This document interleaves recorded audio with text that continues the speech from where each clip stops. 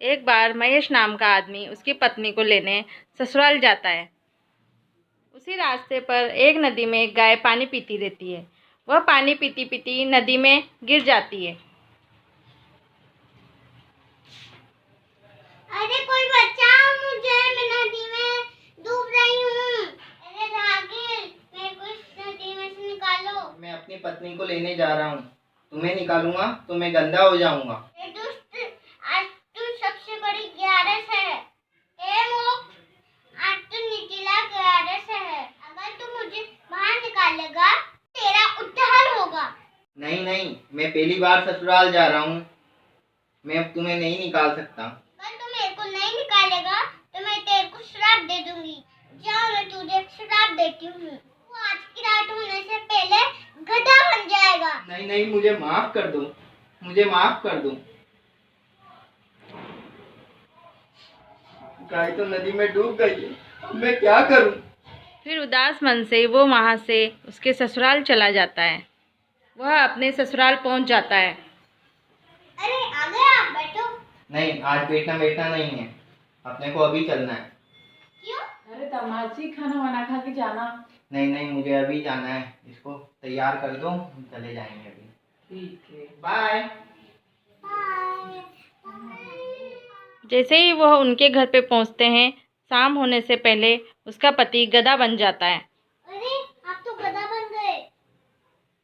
रुको, मैं तुम्हें सारी बात बताता हूँ।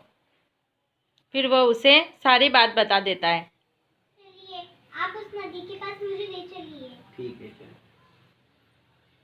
यहीं पर मुझे गौ माता ने श्राप दिया था। गौ माता, मेरे पति की श्राप से मुक्ति का उपाय बता दो। हे पुत्री, मैंने तुम्हारे पति को श्राप दिया, इसका उपाय भी मैं तुम्हें बताती हूँ। अगर किसी ने 101 निर्जला ग्यारस कर रखी हो और वह तुम्हारे पति को उसकी ग्यारस का फल दे दे तो तुम्हारा पति पहले जैसे इंसान रूप में आ जाएगा। ठीक है गौ माता, जैसी आपकी आज्ञा। आपने मेरे पति को सही करने का उपाय बताया है, इसलिए आपको धन्यवाद। और मैं जाके पूछती हूँ किसने 101 ग्यारस कर रखी है। हाँ? काकी, क्या आपने 101 ग्यारस कर रखी है? नहीं बहू, मैंने तो नहीं कर रखी, पर जो कुएं के पास वो अम्मा रहती है ना, उन्होंने कर रखी है। ठीक है काकी। प्रणाम अम्मा।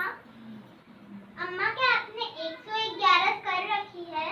हाँ कर रही। वह अम्मा को सारी बात बता देती है। ठीक है बेटा, मैं तेरे पति को अपनी ग्यारस दे दूंगी। मैंने तो मेरी उम्र जी ली। धन्यवाद अम्मा। अच्छा बेटी, खुशी रहो।